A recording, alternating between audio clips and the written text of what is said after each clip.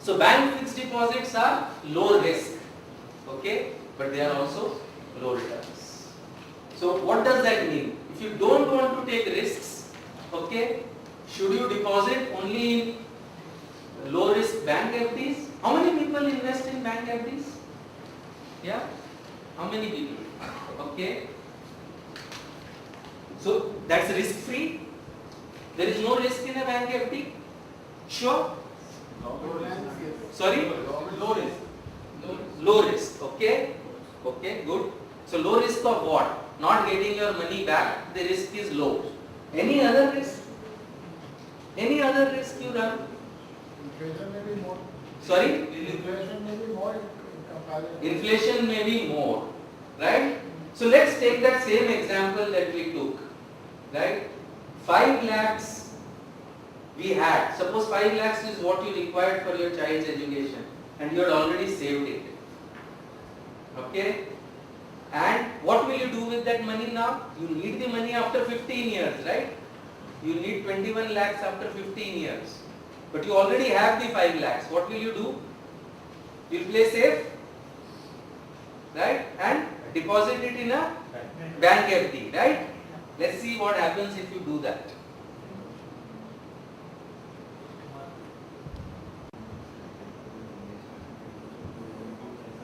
Right?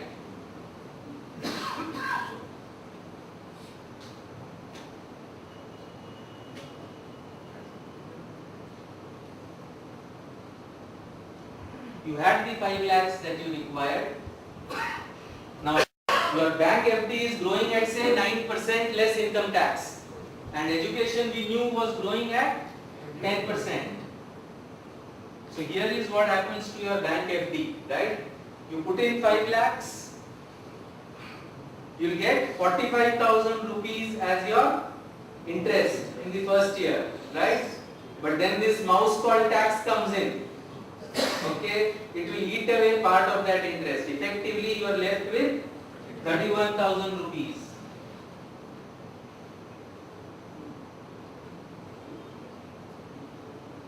Meanwhile, your cost of education has become 5 lakh 50,000, right? 10%.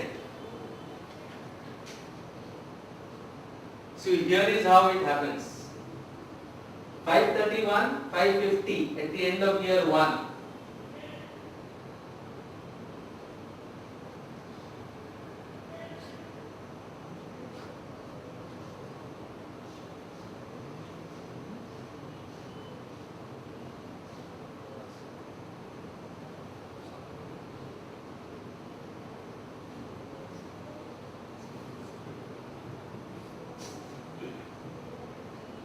So this is what happens.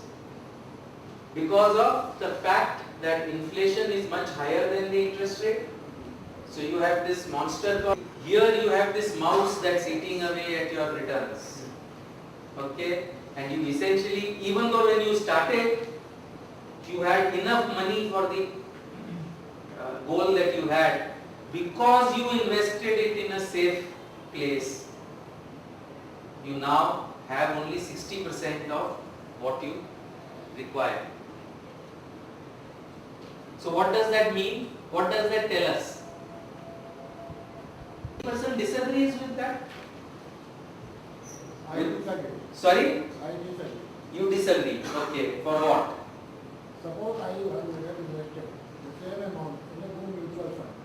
With the purchase No. of tax. In an FD, this is what happens. Do you disagree with that? This is what happens if you did it in an FD. It is not good for me. It is not good for me. I am calling it. So you agree that this is what will happen if you put that money in an FD. That is what. Right now what I am asking is, if you put it in an FD, you will end up, even though when you started you had enough money, right? Over time, because inflation pushes up your requirement and tax eats away at your return, you will be left with, in this case, about 60% of what you actually need. Do people agree with that, or there is a flaw in that? Right? So what does that tell? Don't invest in bank FDs? Is that what it tells us? Allocate less amount. Huh? Allocate less amount. Allocate less amount. Or you can increase the period. If you increase the period, it will become worse. It will become worse. You'll have to start with a higher amount. For double, it's 8 years. Then tax amount for 2 years. If I calculate for 20 years, do you agree? He says keep it for 20 years, that it will solve the problem. Will it? Why not? Because education expense will go up even more. In fact, the problem will become even worse. More you keep, more worse it will become. Okay? In fact, the real learning here is that safe investments cannot protect. They protect just that money. They just cannot. It's not meant to protect. If it was a safe investment, by definition cannot protect. And if you want to protect the purchasing power of your money, you will have to take risks. There is no choice if you want to protect the purchasing power of your money. I think that is the only lesson. This does not say don't put money in bank FDs. Please recognize that when you put it in bank FD, you will not be able to protect the purchasing power of your money. I think recognizing that is extremely important.